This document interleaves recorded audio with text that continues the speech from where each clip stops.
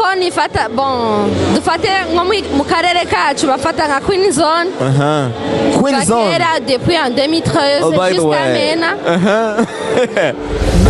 Mais sinazimye comme tel bon kuko hari igihe abaririmbyi uzusanga mu gukora uzusanga bisabwa yuko umuririmbyi akoze ibikorwa plutôt ibikorwa ifo ashikane n'ikintu kugira mu mumenye.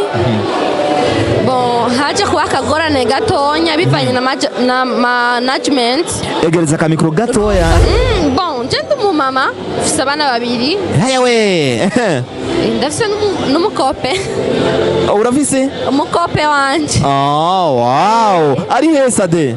Yitwa nde, yitwa gute ko abasore turabazi yuko bana mana yanje we je private mura nabivugira iminsi yose. Sinashira bon ni vie privée ibyo sinashira ku mbuga na kumurira kubwira ati umusare ari muri entertainment ne kenshi nakunda kugaragaza urukundo rwiwe ngo arushire out abantu barubone cyangwa barutahure neza. Kumbure berashaka gushika ugasanga bofre wacu cyakubwira ati bana udahevye kuririmba abo bana zo kwimenya. Kumbure niyo mpamvu cyatumye SADE Queen ahagaritse kuririmba.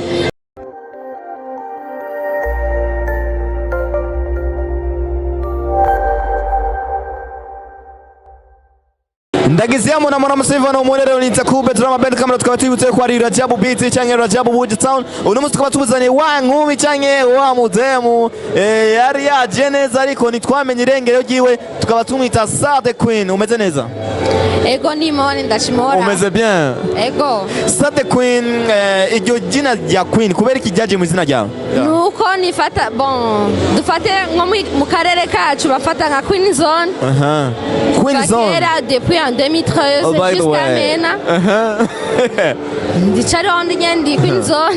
Can you imagine hamwe ubona umusore ukavuga ati umusore ni mwiza reka ndamwegere buri basi ndamuramutse ahubwira ati woman we vraiment nabwo uri umukobwa ukwiranye kuramukana najewe wo kumva gute mu mutima? Oya indamukanyo naco yici.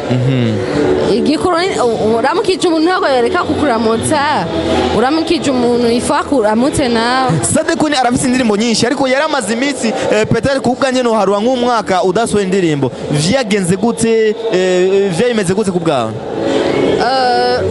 Kubona ntari bwasohora indirimbo. Egeza ka micro hari abakumve neza depuis 2019 niyo ibikorwa byacu byashije guhagarara.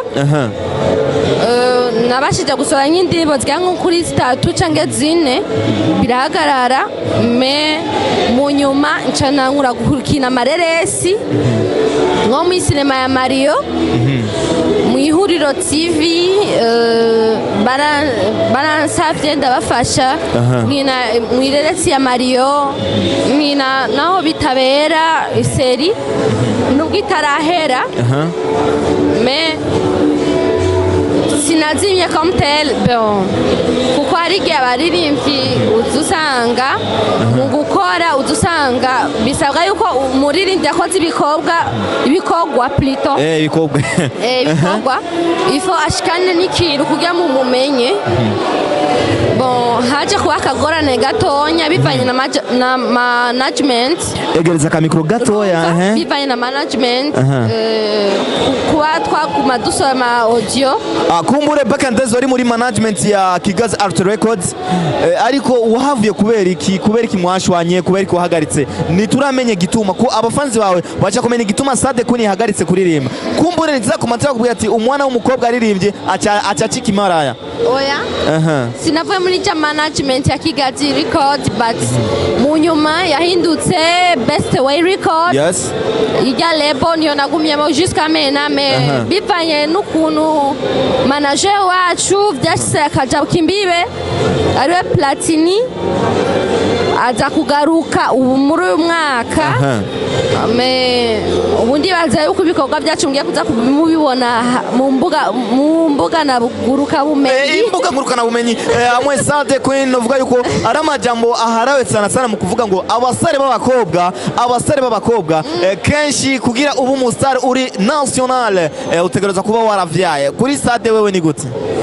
bon je ndi umumama mfise abana babiri hewe ndafise n'umukope urafise umukope wanje. wow ari he SADE yitwa nde yitwa gute ko abasore turabazi yuko bana na mana yanje we je mura ndabivugira iminsi yose sinashira bon ni vie privée ibyo sinashira ku mbuga na kumurira kubwira ati umusare ni muri entertainment ni kenshi nakunda kugaragaza urukundo rwiwe ngo arushire out abantu barubone cyangwa barutahure neza kumbure berashaka gushika ugasanga bofre wacu cyakubwira ati bana udahevye kuririmba abo bana zo kwimenya kumbure niyo mpamvu cyatumye SADE Queen ahagaritse kuririmba bon ndatina bon cyambeye couple ibyeke couple yanje ndatinya nibanyibe kwanza umusheri wanje cyakabiri naco ibyo sivyo byotuma nje mpagarika kuririmba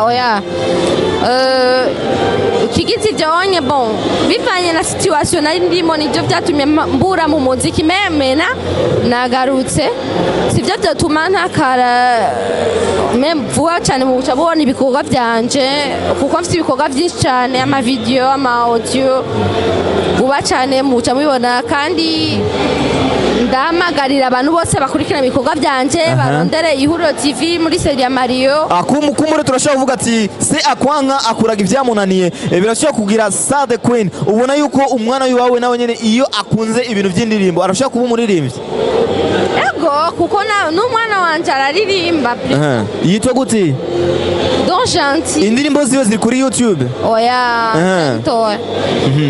kumure SADE Queen tugerageze dutumura amajambo neza udutahuze bien ubu tugiye kuronka indirimbo za SADE Queen kuva ryari bon sinobabwira ikiringiro me mu minsi mu guca mubibona kuko ndiko ndipanga gusora ama audio na video bino nk'ivyo kumbure navuga yuko SADE Queen tubwire ingendo imwe once mu bastari igihe utaratangura kuririmba ariko utangiye kuririmba waciye ubona yuko abasare barababeshera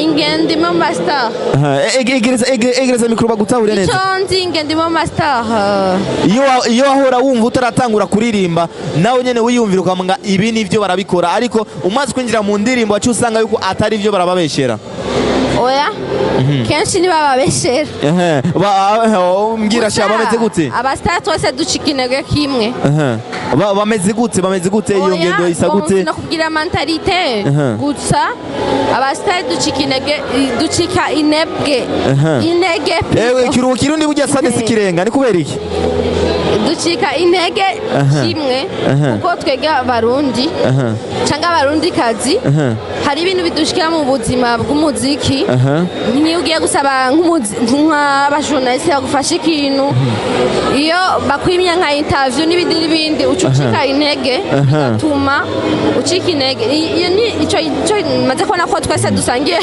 SADE Queen Bujaton TV yaje kwiyemeza yuko tugiye gukosora no gukosora utunenge turi hagati y'abaririmbyi n'abamenyesha makuru kumbure urashaka kutubwira ahantu wagiye gutwara indirimbo yiwe bakayanka cyangwa bakagusaba amahera kugira bayivuze cyangwa umuje wanze wagiye gusaba ikiganiro bakagusaba amahera bon ibyo navuga yuko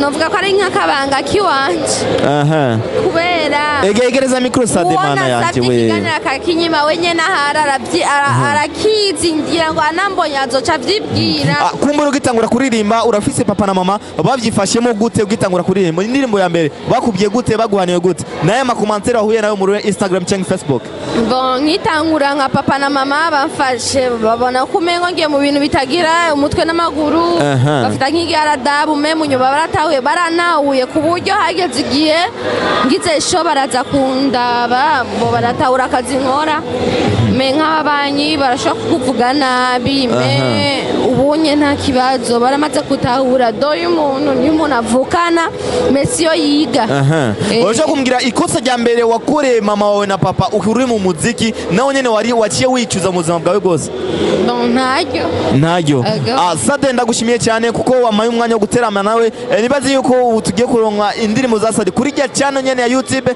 cyangwa ni channel ya management ni channel yanje ngaba nabashimiye mwese amaze ukanda subscribe cyangwa like share na comment tukaba twibukije yuko band camera ni Rajabu BT cyangwa Rajabu the Town uno munsi kwa turi kumwe na SADE Queen tukavuga ati ushaka video nziza publicity promoting ingo kuri Buja Town production cyangwa Buja Town TV ustoke